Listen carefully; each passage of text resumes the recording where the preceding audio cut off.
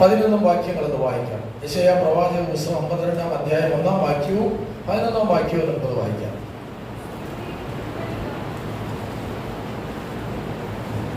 സിയോനെ ഉണരുക, ഉണരുക, നിന്റെ ബലം ധരിച്ചുകൊള്ളുക. വിശുദ്ധ നഗരമായ യെരൂശലേമേ, നിന്റെ അലങ്കാര വസ്ത്രം ധരിച്ചുകൊള്ളുക. ഇനി മേലാൽ അഗ്രചർമ്മിയും അശുദ്ധനും നിന്നിലേക്ക് വരികയില്ല.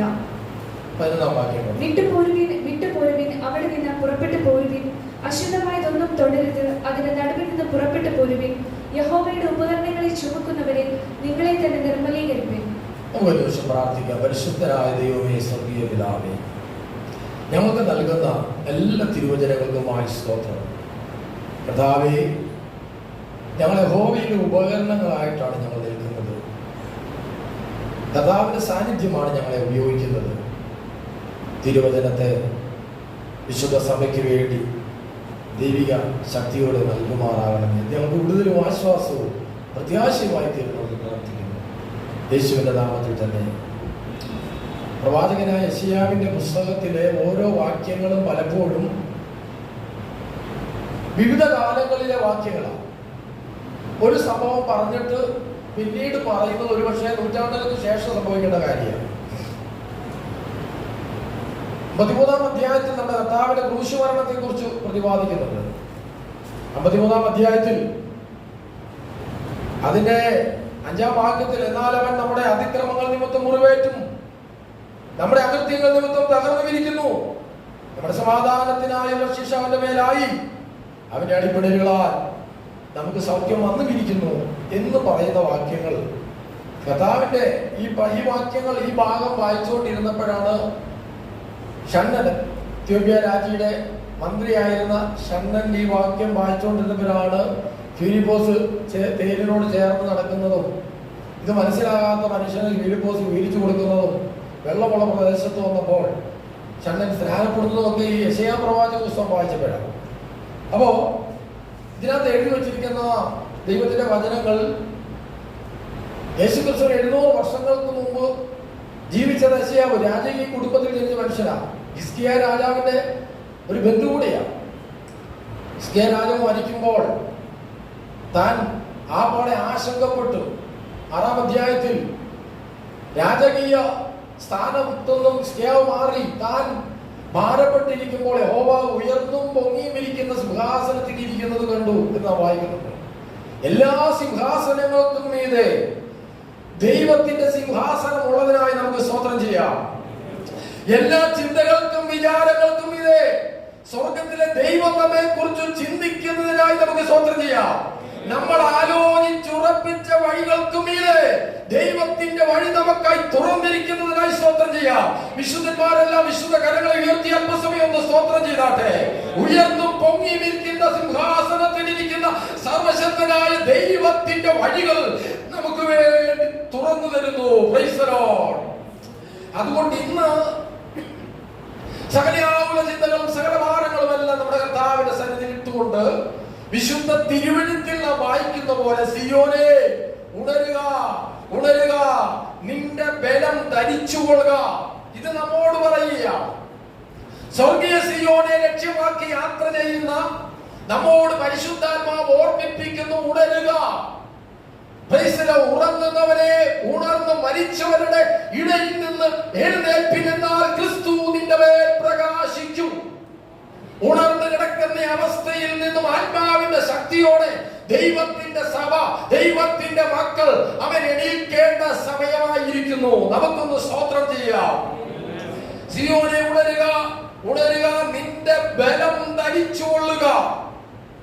Price the Lord. കർത്താവ് നമ്മെ ബലമണിയിക്കുന്നവനാ. കർത്താവ് നമ്മെ ശക്തീകരിക്കുന്നവനാ. ദൈവത്തിന്റെ പരിശുദ്ധാത്മാവ് നമ്മെ ശക്തീകരിക്കുന്ന ആത്മാവാ. അവൻ വിശുദ്ധ സഭായോഗത്തിൽ ആത്മാവിന്റെ ശക്തി നമ്മുടെ മേൽ പകരപ്പെടും. നാം അറിയാതെ തന്നെ ആ അഭിഷേകത്തിന്റെ പുഷ്ടിയാൽ നുകങ്ങൾ തകരുമെന്ന് തിരുവചനത്തിൽ നാം വായിക്കുന്നു. അങ്ങനെയാണെങ്കിൽ ബലം ധരിച്ചാരാധിക്കുന്ന ദൈവത്തിന്റെ പൈതലെ നുകങ്ങൾ തകർന്നു മാറും. Price the Lord. ഏതെങ്കിലും നുകം നിന്റെ മുമ്പോട്ടുള്ള പ്രയാണത്തെ അസ്ഥിര സുസ്ഥിരമാക്കി വെക്കുന്നുണ്ടെങ്കിൽ ഇന്ന് വിശുദ്ധ സഭയിൽ നുകങ്ങൾ തകരുന്ന ദിവസമാ. അവൻ സ്വന്തം പാപത്തിന്റെ നുകങ്ങൾ തകരും, ശാപത്തിന്റെ നുകങ്ങൾ തകരും. ബലം അരക്കി കെട്ടിക്കൊണ്ട് ദൈവത്തെ ആരാധിക്കുന്ന വിശുദ്ധന്മാരുടെ മേൽ നുകത്തിന്റെ പുഷ്ടിയാൽ അഭിഷേകത്തിന്റെ പുഷ്ടിയാൽ ഇന്ന് പകൽ നുകങ്ങൾ അഴിഞ്ഞു മാറട്ടെ. കരങ്ങൾ അടിച്ചുകൊണ്ട് ദൈവത്തിന് സ്തോത്രം ചെയ്യാം. അപ്പോൾ ബലവര ധരിച്ചുകൊള്ളുക. നാം വായിച്ചതുപോലെ നിന്റെ അലങ്കാര വസ്ത്രം ധരിച്ചുകൊള്ളുക. അലങ്കാര വസ്ത്രം ധരിച്ചുകൊള്ളുക. പരിശുദ്ധാത്മാവിനെ പ്രാപിച്ച് പരിശുദ്ധാത്മ ഫലങ്ങൾ നിറഞ്ഞവരായി എണീറ്റ് നിൽക്കുക. ഇനി മേലാൽ അഗ്രചർമ്മിയും അശുദ്ധനും നിന്നിലേക്ക് വരികയില്ല. ദൈവത്തിന്റെ പരിശുദ്ധാത്മാവിന്റെ സാന്നിധ്യം അനുഭവിച്ചുകൊണ്ട് ബലം ധരിച്ചുകൊണ്ട് തിരുവചനത്തിൽ പറയുന്ന പോലെ കർത്താവിന്റെ പരിശുദ്ധാത്മാവിനാൽ അലങ്കാരിക്കപ്പെട്ടിരിക്കുന്നവനെ ദുഷ്ടന്റെ ഒരു പദ്ധതിയും വരാതെ വണ്ണം നിന്നെ സൂക്ഷിക്കുന്ന ഒരു ദൈവമുണ്ട്. തിരുവചനത്തിൽ നാം വായിക്കുന്നു, ഇനി മേലാൽ അഗ്രചർമ്മിയും അശുദ്ധനും നിന്നിലേക്ക് വരികയില്ല. എന്ന് പറഞ്ഞാൽ ജാതീയമായതിന്റെ ഒന്നും നിന്നിലേക്ക് വരാതെ നിന്നെ സൂക്ഷിക്കുന്ന ഒരു ദൈവമുണ്ട്. അവൻ സ്തോത്രം. അഗ്രചർമ്മിയുടെയും അശുദ്ധന്റെയും ഒരു വ്യാപാരവും ഏൽക്കാതെ വണ്ണം അവൻ ബലം ധരിച്ചുകൊണ്ട് അഭിഷേകത്തിന്റെ പുഷ്ടിയിൽ നിൽക്കുന്ന ദൈവജനത്തിന് വേണ്ടി ഒരു സംരക്ഷണ കവചം തീർത്ത് ഒരു സങ്കേത നഗരമായി നിനക്കും നിന്റെ കുടുംബത്തിനും നിന്റെ ഭവനത്തിനു ചുറ്റും വെളിപ്പെടുന്ന ഒരു ദൈവ സാന്നിധ്യം ഇന്ന് വിശുദ്ധ ആരാധനയെങ്കിൽ നിനക്ക് വേണ്ടി സ്വർഗം പകർന്നുകൊണ്ടിരിക്കുക. വിശ്വസിക്കുന്നവർ ദൈവത്തിന് മഹത്വം കൊടുത്തു. ഞാനിത് പറഞ്ഞുകൊണ്ടിരിക്കുമ്പോൾ ഇതൊരു വിശുദ്ധ സഭായോഗമാ. ഇതിനകത്ത് അഭിഷേകത്തിന്റെ ശക്തി വെളിപ്പെടും. ഈ അഭിഷേകത്തിന്റെ ശക്തി നിന്റെ കുടുംബത്തെ, നിന്റെ തലമുറയെ, നിന്റെ ഭവനത്തെ ദുഷ്ടന്റെ ഒരു പദ്ധതിയിലേക്ക് പോകാതെ വണ്ണം, ഒരു അഗ്രചർമ്മിയുടെയും ഒരു ആവിചാരത്തിന് പിടിക്കാതെ വണ്ണം, ഒരു ദുർമന്ത്രവാദത്തിന്റെ ശക്തിക്ക് മേൽക്കാതെ വണ്ണം നിന്നെ പരിപാലിച്ചു നിർത്തുന്ന അവൻ പരിശുദ്ധനായ ദൈവത്തിന്റെ തിരു സാന്നിധ്യം നിന്റെ മേലൊരു അലങ്കാരമായി അവൻ അണിയിക്കുകയാണ്. വിശ്വസിക്കുന്ന വിശുദ്ധന്മാർ ആ കർത്താവിൽ ഒന്ന് സന്തോഷേ. അവൻ സ്വന്തം കർത്താവ് സിയോനിലെ അവൻ ദുഃഖിതന്മാർക്ക് വെണ്ണീറിന് പകരം അവൻ സ്വന്തം സ്തുതി എന്ന മേലാടെ അണിയിക്കുന്നവൻ ഇവിടെ കടന്നു വന്നിട്ടുണ്ട്. സിയോനിൽ ആരെങ്കിലും ദുഃഖിതനായിട്ടിരിക്കുന്നുണ്ടോ? വിശുദ്ധ സഭയിൽ ആരെങ്കിലും ദുഃഖത്തിന് അടിമപ്പെട്ടിരിക്കുന്നുണ്ടോ? പരിശുദ്ധ രക്തത്താൽ വീണ്ടെടുക്കപ്പെട്ട ആരെങ്കിലും ദുഃഖത്തിന് അടിമപ്പെട്ടിരിക്കുന്നുണ്ടോ? നിന്റെ സ്വന്തം ഹല്ലേലൂയ രണ്ടടിച്ച് വെണ്ണീർ മാറ്റി നിന്നെ അലങ്കാര വസ്ത്രം ധരിപ്പിക്കുന്ന സ്വർഗത്തിലെ ദൈവത്തിന്റെ സാന്നിധ്യം കൂടെ ഉണ്ട്. വിശ്വസിക്കുന്നെങ്കിൽ കരങ്ങൾ അടിച്ചുകൊണ്ട് അല്പസമയം ദൈവത്തിന് നമുക്ക് മഹത്വം കൊടുക്കാം. ആ തിരു സാന്നിധ്യത്തിന്റെ വിടുതൽ വ്യാപരിക്കട്ടെ. എല്ലാ ഭയങ്ങളും മാറട്ടെ. അകാരണമായ ഭയങ്ങൾ സിയോന് വേണ്ടതല്ല. സിയോനിലെ ദുഃഖിതന്മാരെ അവനെ യേശു ക്രിസ്തുവിൻ നാമത്തിൽ അകാരണമായ ഭയത്തെ ഞാൻ ശാസിച്ച് പുറത്താക്കുന്നു. Praise the lord. ഹല്ലേലൂയ. സിയോനെ ഉണരുക, ഉണരുക, നിന്റെ ബലം ധരിച്ചു കൊള്ളുക. പ്രിയപ്പെട്ടവരെ, ബലം ധരിക്കുവാൻ സിയോനിൽ യാത്രക്കാരനായി നമ്മെ ചേർത്ത് നിർത്തിയിരിക്കുന്നത്. സ്വർഗീയ സിയോനെ ലക്ഷ്യമാക്കി യാത്ര ചെയ്യുന്ന നമുക്കുള്ള വചനമാണിത്. നാമാണ് സിയോൻ യാത്രക്കാർ. നാമാണ് സിയോൻ പ്രവാസികൾ. നമുക്കുള്ള വചനമാണ്. യേശു ക്രിസ്തുവിന് 700 വർഷങ്ങൾക്ക് മുമ്പ് എഴുതപ്പെട്ട തിരുവചനം ഈ കാലഘട്ടത്തിൽ, ഈ കൃപായുഗത്തിൽ ദൈവശക്തിയെ ധരിച്ചുകൊണ്ട് സിയോനെ യാത്ര ലക്ഷ്യമാക്കി യാത്ര ചെയ്യുന്ന നമുക്ക് വേണ്ടി തന്നിരിക്കുന്ന വചനമാണ്. ഇന്ന് വ്യക്തിപരമായിട്ട് ഈ വചനം ഏറ്റെടുക്കുന്നവർക്കായി ഞാൻ ദൈവത്തെ സ്തുതിക്കുന്നു. നമ്മെ ശക്തീകരിക്കുന്ന ബലഹീനതയിൽ തികഞ്ഞു വരുന്ന ആ ദൈവശക്തി വചനത്തിനകത്തുനിന്ന് സ്വർഗം തുറന്നുവിടും. അപ്പോസ്തലനായ പൗലോസ് ആ ബലഹീനത നിമിത്തം ദൈവത്തോട് പ്രാർത്ഥിച്ചപ്പോൾ ദൈവം പറഞ്ഞ മറുപടി ഇതാണ്: എന്റെ കൃപ നിനക്ക് മതി, എന്റെ ശക്തി നിന്റെ ബലഹീനതയിൽ തികഞ്ഞു വരുന്നു. അങ്ങനെയാണെങ്കിൽ സിയോൻ യാത്രക്കാരാ, എവിടെങ്കിലും ബലഹീനമായിരിക്കുന്നോ? കുടുംബ ജീവിതത്തിൽ നീ ബലഹീനനായിരിക്കുന്നോ? നിന്റെ തൊഴിലിന്റെ മണ്ഡലത്തിൽ ബലഹീനനായിരിക്കുന്നോ? നിന്റെ ആത്മീയ ജീവിതത്തിൽ നീ ബലഹീനനായിരിക്കുന്നോ? ഇനി ശക്തിയെ ധരിച്ചുകൊള്ളുക. നിന്നെ ആള് മാറിയവരെ പോലെ ആക്കുന്ന ദൈവത്തിന്റെ സാന്നിധ്യം ഇതിനകത്തുണ്ട്. പരിശുദ്ധാത്മാവ് വചനത്തിനകത്തൊന്നും നിനക്ക് വേണ്ടിയുള്ളതിനെ പുറപ്പെടുവിക്കുമ്പോൾ അത് ഏറ്റെടുത്ത് അത് പ്രാപിച്ചെടുത്ത് അത് ഏറ്റെടുക്കുന്നവന്റെ ജീവിതത്തിൽ ഇതൊരു വിടുതലായി വെളിപ്പെടുമെന്ന് പരിശുദ്ധാത്മാവ് പറയുന്നു. ഞാൻ വ്യക്തമായി പറയട്ടെ, അവൻ വചനം ഏത് കാലഘട്ടത്തിൽ എഴുതിയാലും എന്തുദ്ദേശത്തിൽ എഴുതിയാലും ഇന്ന് പരിശുദ്ധാത്മാവ് ഈ നിലയിൽ ഈ സഭയിൽ വിളമ്പി തരുന്നുണ്ടെങ്കിൽ നിന്റെ വിടുതലിന്റെ ശക്തി ഇതിനകത്തോ അവൻ സ്വർഗം തുറന്നു വെച്ചിട്ടുണ്ട്. വിശ്വസിക്കുന്നുണ്ടോ? ഞാനത് ഏറ്റെടുക്കുന്നു. ദൈവിക ബലത്തെ ഞാൻ ധരിക്കുന്നു. സിയോനിലെ യാത്രക്കാരനായി ഞാൻ തീർന്നിരിക്കുക. ദൈവിക ബലത്തെ ഞാൻ ധരിക്കുന്നു. ആ ബലം ഞാൻ അരക്കി കെട്ടിക്കൊണ്ട് ദൈവിക ശക്തിയാൽ ഞാൻ ഉണർന്ന് പ്രവർത്തിക്കും. Price the Lord. നിന്റെ കുടുംബത്തെ നീ ഉണർന്ന് പ്രവർത്തിക്കേണ്ട സമയമായി. ചിലരോടെങ്കിൽ ദൈവത്തിന്റെ ആത്മാവ് പറയുന്നു, നിന്റെ കുടുംബത്തിൽ നീ ഉണർന്ന് പ്രവർത്തിക്കേണ്ട സമയമായി. അലസമായി കഴിഞ്ഞുപോയ ദിനങ്ങളുണ്ടല്ലോ, പ്രാർത്ഥനയ്ക്ക് മുടക്കം വന്ന് പ്രൈസ് ദി ലോർഡ് ദൈവിക ആലോചനകൾക്ക് വശപ്പെടാതെ അവൻ പോയൊരു കാലഘട്ടമുണ്ടല്ലോ. ഉണരുക സിയോനെ, ഉണരുക. നീ ഉറങ്ങി കിടക്കേണ്ടവനല്ല, നീ എണീക്കേണ്ടവനാണ്.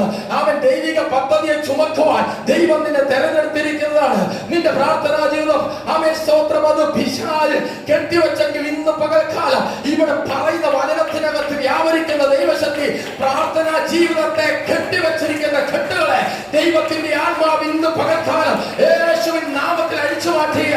വിശ്വസിക്കുന്ന വിശുദ്ധന്മാരെ കരങ്ങൾ അടിച്ചുകൊണ്ട് ദൈവത്തിന് സ്തോത്രം ചെയ്യാം.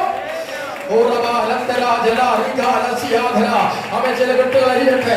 യേശുവിന്റെ നാമത്തിൽ പ്രാർത്ഥനാ ജീവിതത്തെ മാസങ്ങളായി പ്രാർത്ഥിക്കുവാൻ കഴിയാതെ, മാസങ്ങളായി ദൈവസന്നിധിയിൽ മുടങ്ങാൻ മടക്കുവാൻ കഴിയാതെ, വിശ്വാസിയാണെന്ന ലേവലിൽ മറ്റുള്ളവരെ കളിപ്പിച്ചു കൊണ്ടുപോകുന്ന ആ പദ്ധതികളെ ഇന്ന് പൊളിക്കുകയാണ്. പരിശുദ്ധാത്മാവിന്റെ ബലം നിന്റെ മേൽ വീഴുകയാണ്. നിന്റെ കുടുംബത്തിന്റെ മേൽ വീഴുകയാണ്. നിന്റെ തലമുറയുടെ മേൽ വീഴുകയാണ്. യേശുവിൻ പരിശുദ്ധ നാമത്തിൽ ആ ശക്തി നിന്നെ ഉണരുവാൻ ബലമുള്ളവരാക്കി തീർക്കുകയാണ്.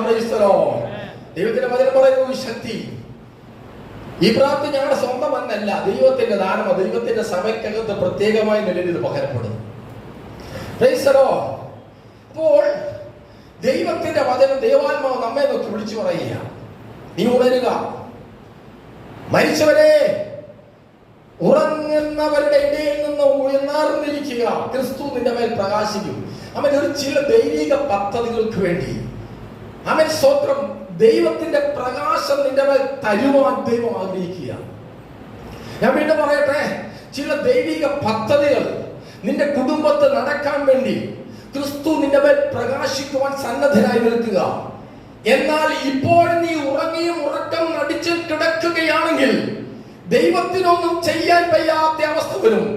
അതുകൊണ്ട് അനുസരിക്കാത്തതും മറുത്തു പറയുന്നതുമായ ജനത്തിങ്കലേക്ക് അവൻ ഇടപെടാതെ കൈനീട്ടുക. ഇന്ന് പകൽക്കാലം വചനത്തിലൂടെ നിങ്ങളുടെ മേൽ കൈനീട്ടിക്കൊണ്ട് ദൈവിക പദ്ധതിയിലേക്ക് നിങ്ങൾ പിടിച്ചു കായ്ച്ചുവാൻ എന്റെ ദൈവത്തിന്റെ സാന്നിധ്യം വചനമായി ഇതിനകത്ത് വെളിപ്പെടട്ടെ. യേശുവിന്റെ നാമത്തിൽ ഇതെല്ലാം പ്രവചനാത്മാവിലുള്ള വചനമാണ് കേട്ടോ. ഏറ്റെടുക്കുന്ന കുടുംബത്തിന്റെ മേൽ ദൈവിക വിടുതൽ വെളിപ്പെടും. ഏറ്റെടുക്കുന്ന വ്യക്തികളുടെ മേൽ ദൈവിക വിടുതൽ വെളിപ്പെടും. യേശുവിൻ പരിശുദ്ധ നാമത്തിൽ അങ്ങനെ തന്നെ സംഭവിക്കട്ടെ. പ്രിയമുള്ളവരെ, ചില വചനങ്ങളൊന്നും എനിക്ക് പറഞ്ഞു തരാൻ അറിയത്തില്ല. ലേഖനങ്ങളിൽ ഉപദേശങ്ങൾ വേണമെങ്കിൽ എനിക്ക് പറയാം. ദൈവത്തിനോട് കൃപ വന്നിട്ടുണ്ട്. എന്നാൽ പ്രവാചക പുസ്തകങ്ങളിലെ വാക്യങ്ങൾ എടുത്ത് പറയാൻ എനിക്ക് അറിയത്തില്ല. എന്നാൽ ഇന്ന് രാവിലെക്കാലം ഞാൻ ഇത് പ്രാർത്ഥിച്ചപ്പോൾ രാവിലെക്കാലം ഞാൻ വായിച്ച വേദവാക്യമാണ്. അവിടെ ഈ വാക്യം എന്നോട് ഇടപെട്ട് പരിശുദ്ധാത്മാവ് ഇടപെട്ട് ഇതെന്ന് പറയണമെന്ന് ഞാൻ പറഞ്ഞു. എനിക്ക് ഇതിനെ സംബന്ധിച്ച് ഒന്നും പറയാൻ അറിയത്തില്ല. ഇത് വായിക്കുമ്പോൾ എന്ത് പറയാനാണെന്ന് എനിക്കൊന്നും അറിയത്തില്ല. ചില വാക്യങ്ങൾ ചില ദൈവദാസന്മാർ അതൊക്കെ പ്രവചനാത്മാവി ശക്തിയോടെ പറയുന്നത് കാണുമ്പോൾ ഞാൻ ഇതെങ്ങനെയൊക്കെ പറയുവാൻ എങ്ങനെ കഴിയുമെന്ന് ചിന്തിച്ചിട്ടുണ്ട്. എന്നാൽ ഇന്ന് ഞാൻ പറഞ്ഞു വിട്ട ഈ വാക്യത്തിനകത്ത് ചില പ്രവചന ദൂതുകളുണ്ട് കേട്ടോ.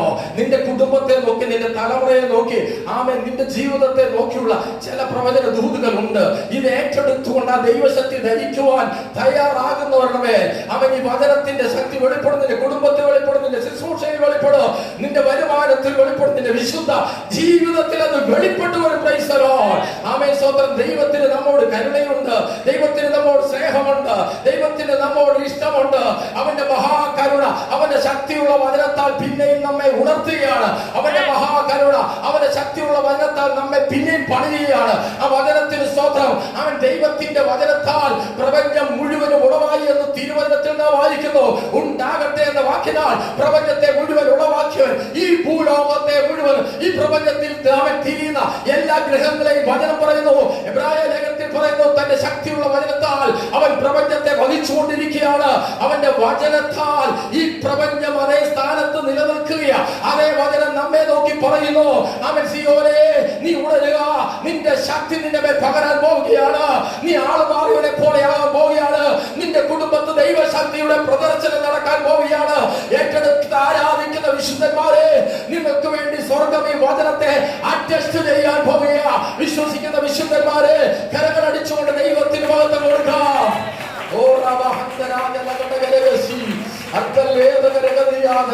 യേശുക്രിസ്തുവിൻ പരിശുദ്ധ നാമത്തിൽ കുടുംബങ്ങളിൽ വിടുതലാകട്ടെ. അവൻ ചില മുഖങ്ങൾ, ചില മുഖങ്ങൾ, ചില കുടുംബങ്ങളെ മുമ്പോട്ട് പോകാൻ സമ്മതിക്കാതെ ആ പ്രദേശത്തിന്റെ മേലുള്ള, ആ സ്ഥലത്തിന്റെ മേലുള്ള, ആ ഭവനത്തിന്റെ മേലുള്ള ചില പൈശാചിക പോരുകൾ മുമ്പോട്ട് പോകുവാൻ സമ്മതിക്കാതെ തടഞ്ഞു വെച്ചിട്ടുണ്ടെങ്കിൽ ഇന്ന് വചനത്തെ അയക്കുന്നു. യേശുവിന്റെ നാമത്തിൽ ഞാൻ ഈ വചനത്തെ അയക്കുന്നു. ഭവനങ്ങളിൽ അത് ക്രിയ ചെയ്യട്ടെ, കുടുംബങ്ങളിൽ അത് ക്രിയ ചെയ്യട്ടെ. യേശുവിന്റെ നാമത്തിൽ അതിൽ വിടുതലായി വെളിപ്പെടട്ടെ. എന്റെ ദൈവത്തിന്റെ വചനം അയച്ചാൽ അത് ക്രിയ ചെയ്യാതെ മടങ്ങി വരത്തില്ല. എന്റെ ദൈവത്തിന്റെ വചന സ്വർഗത്തിൽ എന്നേക്ക് സ്ഥിരമായിരിക്കുന്നു. ആകാശം മാറിയാൽ, ഭൂമി മാറിയാൽ ദൈവവചനത്തിന് മാറ്റമില്ല. ദേശാനുകൂലി പോരുകൾ, ഒട്ടത്തുപോക്ക് വ്യാപാരങ്ങൾ, ദേശാനുകൂലി പോരുകൾ, വനത്തുപോക്ക് വ്യാപാരങ്ങൾ, അവൻ ഭൂമിയുടെ മേലുള്ള ദുഷ്ടശക്തികളുടെ ആവാസങ്ങൾ, മന്ത്രവാദ വ്യാപാരങ്ങൾ നസ്രായനായ യേശുവിന്റെ നാമത്തിൽ വചനത്തെ അയക്കുന്നു, വചനത്തെ അയക്കുന്നു. സിയോൻ പ്രവാസികളെ ബന്ധിച്ചിട്ടിരിക്കുന്ന, സിയോൻ പ്രവാസികളെ ബന്ധിച്ചിട്ടിരിക്കുന്ന പൈശാചിക മണ്ഡലങ്ങൾ വചനത്തിന്റെ ശക്തിയാൽ ഇന്ന് വിടുതലായി തീരട്ടെ.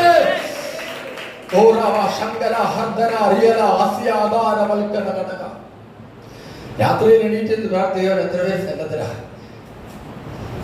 ആത്മാവിൽ പോരടിച്ച് പ്രാർത്ഥിക്കാൻ സന്നദ്ധരാണ്.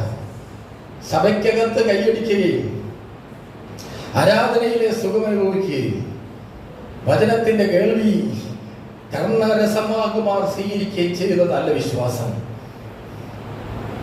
ആരാധനയിൽ ആനന്ദം കണ്ടെത്തുകയും കൂട്ടായ്മയിൽ സന്തോഷം കണ്ടെത്തുകയും വചന കേൾവിയെ കർണരസമാകുമാർ ആസ്വദിക്കുകയും ചെയ്യുന്നതല്ല വിശ്വാസം. അപ്പുറമായി നിനക്കൊരു ഗതശമനിയുണ്ട് കേട്ടോ, നിനക്കടച്ചിട്ടൊരു മുറിയുണ്ട് കേട്ടോ, നിന്റെ ദൈവവും നീയും മാത്രമായിട്ടിരിക്കേണ്ട ഒരു അവസരമുണ്ട് കേട്ടോ. അന്നാണ് അവന്റെ അഭിഷേകം മുഖത്തെ തകർക്കുന്ന നിലയിൽ നിന്റെ മേൽ പകരപ്പെടുന്നത്. പ്രാർത്ഥനാ ജീവിതത്തെ അടച്ചു വെച്ചിരിക്കുന്ന ദുഷ്ട വ്യാപാരങ്ങളുണ്ടല്ലോ, അതിനെ നോക്കി ബലം ധരിച്ചുകൊണ്ട് നീ പറ, എന്റെ ദൈവവുമായിട്ടുള്ള എന്റെ ബന്ധത്തിന് അവൻ സ്തോത്രം, ഇടർച്ച കൊണ്ടുവന്നിരിക്കുന്ന സകലതും എന്നിൽ നിന്ന് മാറിപ്പോട്ടെ എന്ന് പറയുന്ന വിശുദ്ധനെ, നിനക്ക് വേണ്ടി ഇപ്പോൾ തന്നെ ആ ദൈവശക്തി വ്യാപരിക്കുക. നിന്റെ ദൈവവുമായിട്ടുള്ള ബന്ധത്തിൽ നിന്നും നിന്നെ മാറ്റി നിർത്തുന്ന ദുഷ്ട വ്യാപാരമേ, അവൻ മാറിപ്പോയെന്ന് നിന്റെ നാവ് തുറന്ന് നീ പറയുമ്പോൾ നിനക്ക് വേണ്ടി ഈ വചനം അത്ഭുതം ഇന്ന് പകലും പ്രവർത്തിക്കും. വിശ്വസിക്കുന്നവർ അവൻ കരങ്ങൾ ഉയർത്തി ദൈവത്തിന് സ്തോത്രം ചെയ്യാം. പ്രൈസ് ദി ലോർഡ്, ഹല്ലേലൂയ, ആമേൻ. ഇതെല്ലാം ഒരു പ്രവചന ദൂതായിട്ട് എടുത്തോണം. പ്രവാചക ശബ്ദമാണിത്. പ്രവാചകൻ പറഞ്ഞത് ഏത് കാലഘട്ടത്തിൽ ആരെ കുറിച്ചാണ്? ഈ കാലഘട്ടത്തിൽ എന്നെ കുറിച്ചാണ് പറയാ. ഇത് എഴുതി വെച്ചിരിക്കുന്നത് നിങ്ങളോടുള്ള ആലോചനയാണ്. എടുക്ക്. Price the Lord. അവിടെയാണ് പ്രവാചക ശബ്ദത്തിന്റെ ശക്തി വർദ്ധിക്കുന്നത്. അവൻ 11-ാം വാക്യത്തിൽ നാം വായിച്ചു, വിട്ടുപോരുവീൻ, വിട്ടുപോരുവീൻ. വായിച്ചോട്ടെ. വിട്ടുപോരുവിൻ, അവിടെ നിന്ന് പുറപ്പെട്ടു പോരുവിൻ. അശുദ്ധമായതൊന്നും തൊടരുത്, അതിന് നടുവിൽ നിന്ന് പുറപ്പെട്ടു പോരുവിൻ. യഹോവയുടെ ഉപകരണങ്ങളെ ചുമക്കുന്നവരെ നിങ്ങളെ തന്നെ നിർമ്മലീകരിക്കും. വേർപാടിന്റെ സുവിശേഷമാണ്. നമുക്കറിയാം, അപ്പോസ്തല പ്രവൃത്തികൾ 2-ാം അധ്യായത്തിൽ അപ്പോസ്തലനായ പത്രോസിന്റെ പ്രസംഗം കേട്ട 3000-ഓളം പേർ അല്ലെ സ്നാനമേറ്റെന്ന് നമുക്ക് വായിക്കാം. അവിടെ ആദ്യമേ സംഭവിച്ചെന്താ? ഞങ്ങൾ എന്ത് ചെയ്യണം? ഞങ്ങൾ എന്ത് ചെയ്യണം? നിങ്ങൾ നിങ്ങളുടെ പാപങ്ങൾ മാഞ്ഞു കിട്ടേണ്ട മാനസാന്തരപ്പെട്ട് യേശുവിന്റെ നാമത്തിൽ സ്നാനമേൽപ്പീൻ അല്ലേ, എന്നാൽ പരിശുദ്ധാത്മാവ് എന്ന ദാനം ലഭിക്കും. നമുക്കറിയാം, ഈ അപ്പോസ്തോലിക ഉപദേശം എന്നുള്ളത് രണ്ട് തരത്തിലാണ്. നമ്മൾ വായിക്കുന്നുണ്ട്,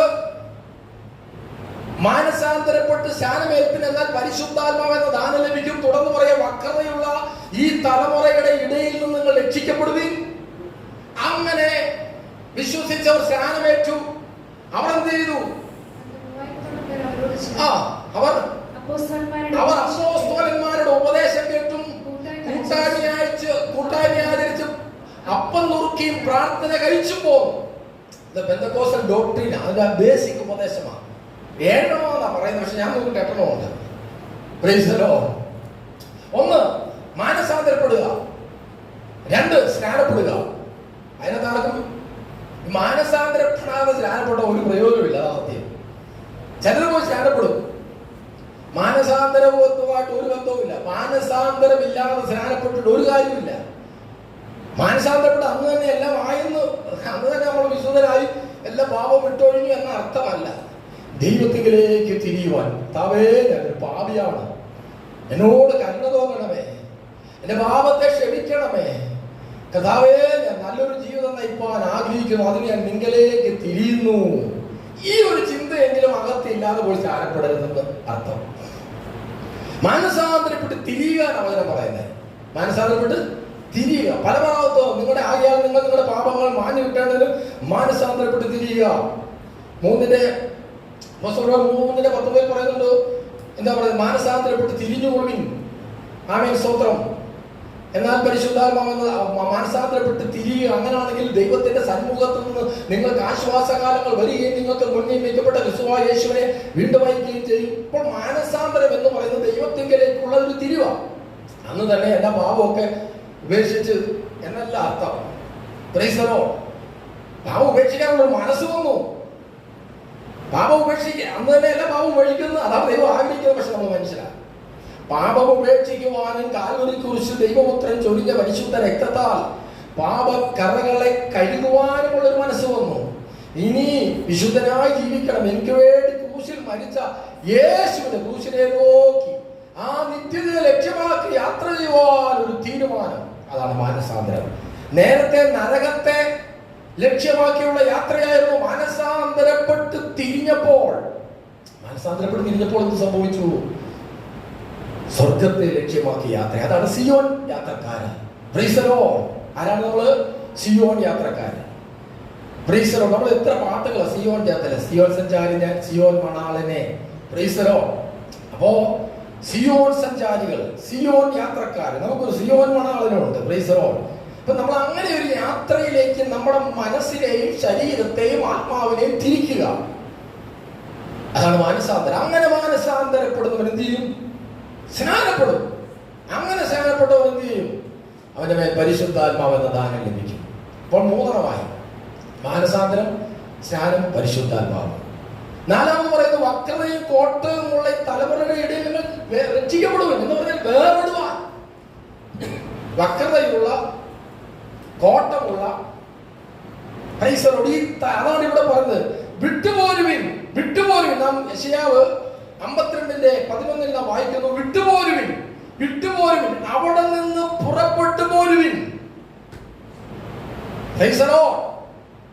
ഇത് തന്നെ 2 കൊരിന്ത്യർ 6-ാം അധ്യായത്തിന്റെ അവസാനം പറയുന്നുണ്ട്. അവരുടെ അതൊന്ന് വായിക്കാം. 2 കൊരിന്ത്യർ 6-ാം അധ്യായത്തിന്റെ അവസാനം. അവരുടെ നടുവിൽ നിന്ന് പുറപ്പെട്ട് വേർപെട്ടിരിപ്പിൻ എന്ന് കർത്താവ് അരുളിച്ചെയ്യുന്നു. അത് ഈ യെശയ്യാ പ്രവചന പുസ്തകത്തിലെ വാക്യം എടുത്താണ് പൗലോസ് അപ്പോസ്തലൻ 2 കൊരിന്ത്യർ 6-ാം അധ്യായത്തിന്റെ അവസാന വാക്യം പറഞ്ഞോട് വായിച്ചാട്ടെ.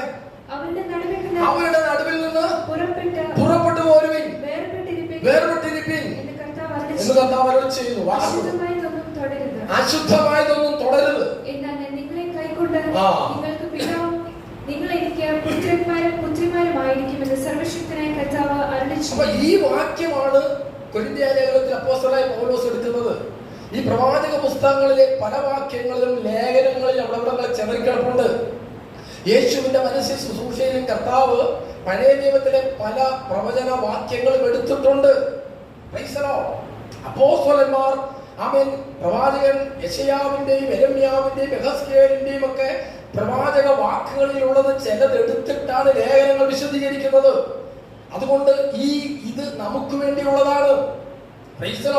ഇസ്രായേൽ മക്കളുടെ മരുഭൂപ്രയാണത്തിൽ ജാതികളോടവർ കൂടിക്കലർന്ന് ജാതീയ ആചാരങ്ങൾ കടന്നു വന്നു. അത് യെശയ്യാവിനും ഏകദേശം എത്രയാ 1800 വർഷങ്ങൾക്ക് മുമ്പ് സംഭവിച്ച കാര്യമാണ്. യേശുക്രിസ്തുവിന് 1500 വർഷങ്ങൾക്ക് മുമ്പാണ് മോശെ ഉൽപ്പത്തി പുസ്തകം എഴുതുന്നത്. അപ്പോൾ ആ കാലഘട്ടം യേശയ്യാവിന് 1800 വർഷങ്ങൾക്ക് മുമ്പ് ജാതീയ ആചാരങ്ങൾ മരുഭൂമിയിലെ സഭയിൽ കടന്നു വന്നു. അപ്പോൾ മരുഭൂമിയിലെ സഭയ്ക്ക് വേണ്ടി അല്ല എഴുതിയേക്കുന്നത്.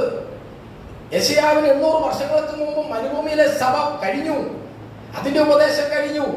എന്നാൽ ഇത് നമുക്ക് വേണ്ടിയാണ് എഴുതിയിരിക്കുന്നത്, നമുക്ക് ബുദ്ധി ഉപദേശത്തിനാണ് എഴുതിയിരിക്കുന്നത്.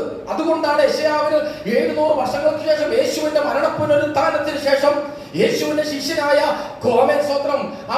അപ്പോസ്തലന്മാര് ആ വചനം വെച്ച് നമ്മെ ഉപദേശിക്കുന്നത്. കൊരിന്ത്യ സഭയെ ഉപദേശിക്കുമ്പോൾ അത് നമ്മെ ഉപദേശിക്കുക. എന്താണ് പറയുന്നത്?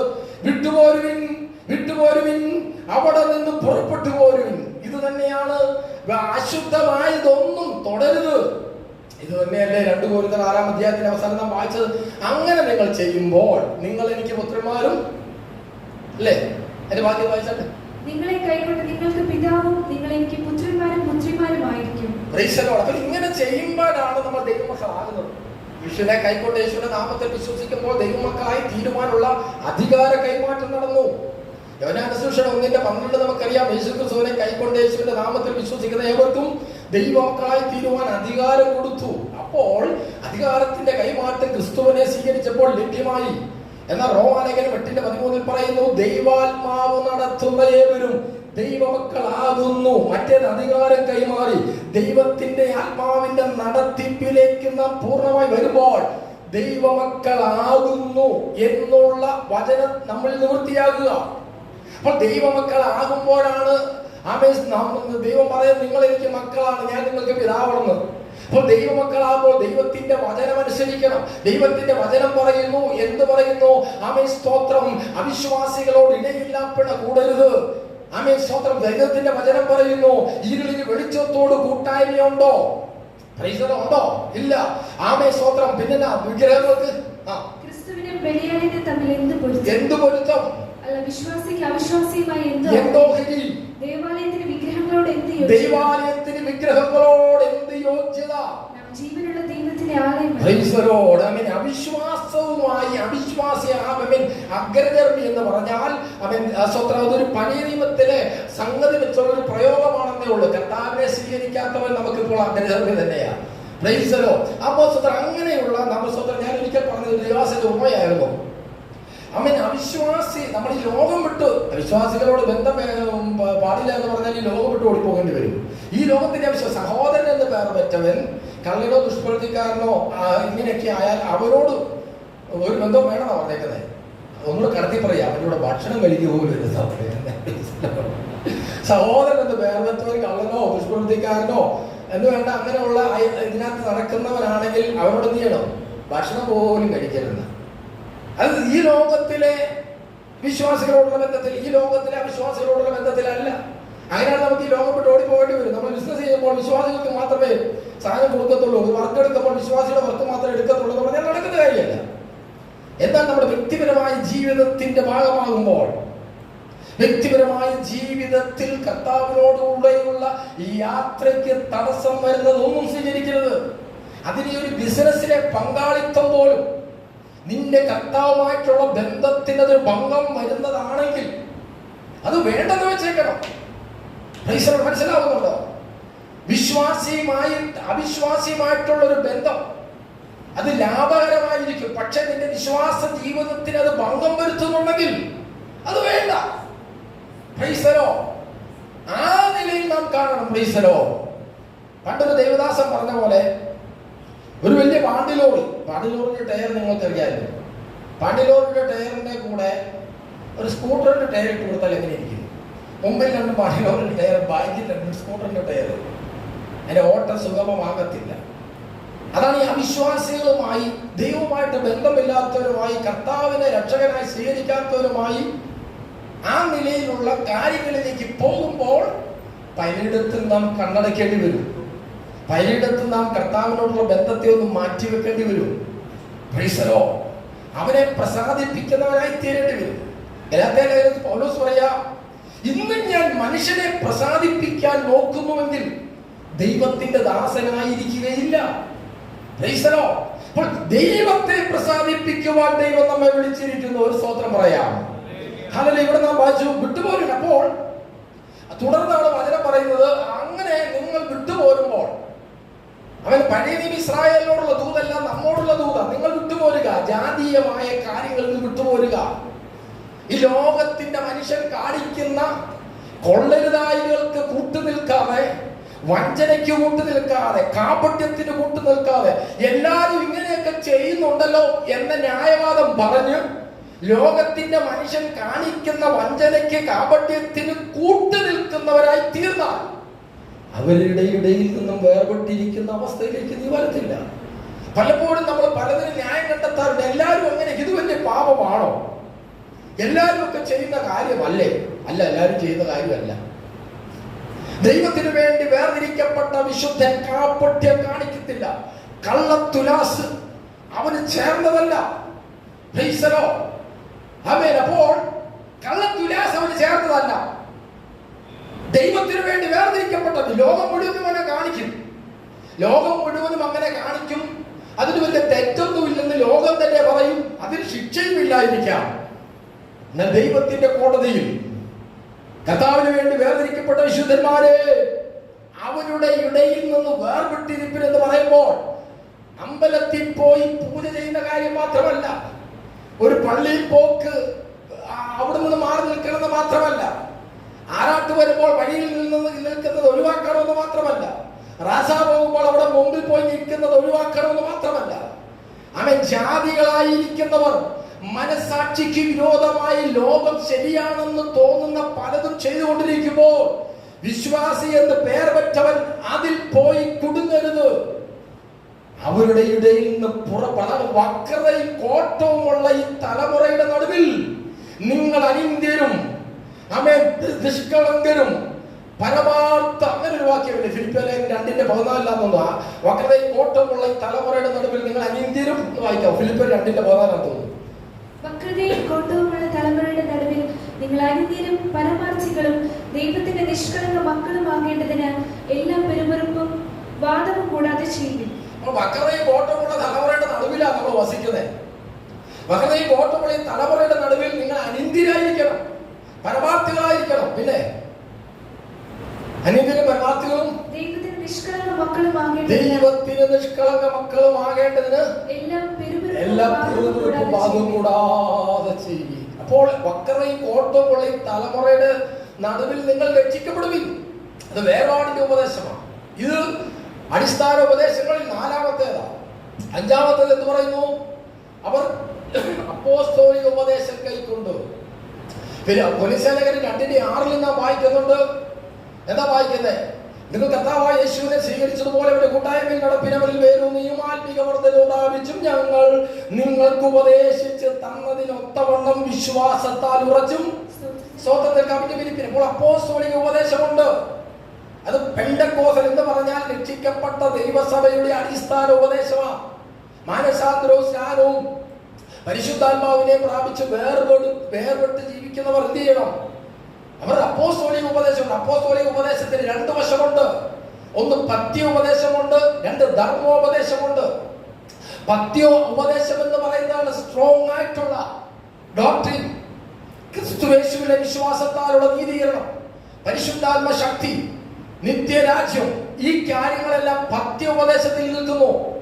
പ്രവൃത്തിയാലല്ല, വിശ്വാസത്താലുള്ള നീതീകരണം, യേശുവിന്റെ രക്ഷയെ സ്വീകരിച്ച ഒരൊറ്റ കാരണത്താൽ സ്വർഗത്തിന് യോഗ്യനായി തീർന്ന കാര്യങ്ങൾ, ദൈവമക്കൾ എന്നുള്ള പദവി, ദൈവിക അവകാശങ്ങൾ, ക്രിസ്തുവിന്റെ കൂട്ടവകാശങ്ങൾ, തേജസ്സിന്റെ വസ്തുതകൾ, ഇങ്ങനെ ഒത്തിരി കാര്യങ്ങൾ പത്യ ഉപദേശത്തിനകത്തുണ്ട്. അടുത്തത് ധർമ്മോപദേശങ്ങളാണ്. നമുക്കറിയാം എഫെസ്യ ലേഖനത്തിന്റെ 4 അധ്യായം പൂർത്തീകരിക്കുന്നത് 4 അധ്യായവും പത്യോപദേശമാണ്. എന്നൊരു വിശ്വാസത്തിന്റെ അന്തസത്തയാണ്, വിശ്വാസത്തിന്റെ മർമ്മം ശുദ്ധ മനസാക്ഷിയിൽ വെക്കുന്ന ഭക്തിയോപദേശമാണ്.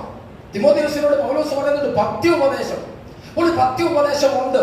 രക്ഷിക്കപ്പെട്ട വേർതിരിക്കപ്പെട്ടവന് ആമേ സ്വന്തം കൊടുത്തിരിക്കുന്ന അവൻ ഈ കാര്യങ്ങൾ പത്യോപദേശമാണ്. ആ പത്യോപദേശത്തിൽ നിൽക്കുമ്പോൾ തന്നെ ധർമ്മോപദേശമുണ്ട്. ധർമ്മോപദേശങ്ങൾ എടുത്തു നോക്കിക്കഴിഞ്ഞാൽ എല്ലാ മതങ്ങളുടെ ഏകദേശം ഒരുപോലെ തോന്നും അല്ലേ? നന്മ ചെയ്യണം, സ്നേഹിക്കണം, ഇതെല്ലാം തിരുവനന്തപുരത്ത് റോമാലേഖനത്തിൽ ആദ്യത്തെ 12 അധ്യായത്തിൽ പത്യോപദേശമാണ്. പിന്നീട് ധർമ്മോപദേശം വരുന്നു. ചിലത് ഒരു ഭാഗത്ത് പൗലോസ് അപ്പോസ്തലൻ സഭയെ പാഠിച്ചിരിക്കുക, ചിലർ ധർമ്മോപദേഷ്ടാക്കന്മാരായി വലിച്ചിരിക്കുന്നു. അവർക്ക് പത്യോപദേശമില്ല, സ്ട്രോങ് ആയിട്ടുള്ള ഡോക്ടറിൻ ഇല്ല, രക്ഷയുടെ വിശ്വാസത്തിന്റെ പഥ്യപ്രമാണമില്ല. അവരെന്ത് പറയുന്നു? ധർമ്മോപദേഷ്ടാക്കന്മാരാവാനിച്ചിരിക്കുന്നു. അപ്പോൾ ധർമ്മോപദേഷ്ടാവായിരുന്നത് കൊണ്ട്, ധർമ്മോപദേശം കൊണ്ട് ഒരുവന് സ്വർഗത്തിൽ പോകത്തില്ല. സ്വർഗത്തിൽ പോകുന്ന ഉപദേശം പത്യോപദേശമാണ്. യേശു ക്രിസ്തുവിന്റെ മരണപുനരുത്ഥാനത്തിലൂടെ മാനവരാശിക്ക് സംഭവിച്ച വീണ്ടെടുപ്പ്, യേശുവിന്റെ രക്തത്താലുള്ള ശുദ്ധീകരണം, പരിശുദ്ധാത്മാവ്, കർത്താവിന്റെ മടങ്ങി വരവ്, പരിശുദ്ധാത്മ ശക്തിയിലുള്ള ജയകരമായ ജീവിതം, ഇതെല്ലാം പത്യോപദേശമാണ്. അപ്പോൾ പത്യോപദേശക്കാരൻ ധർമ്മ ഉപദേശങ്ങളും അനുസരിക്കണം.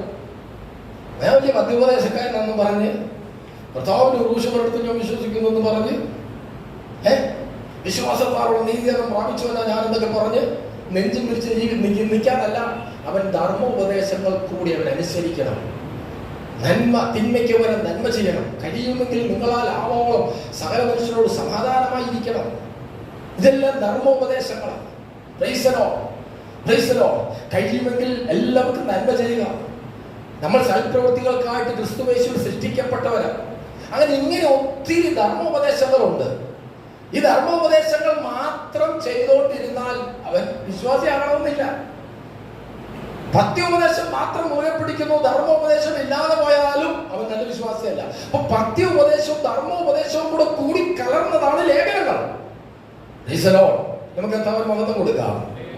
അപ്പൊ ഇത് നമ്മൾ ജീവിതത്തിൽ വേണം, ജീവിതത്തിൽ വേണ്ടേ?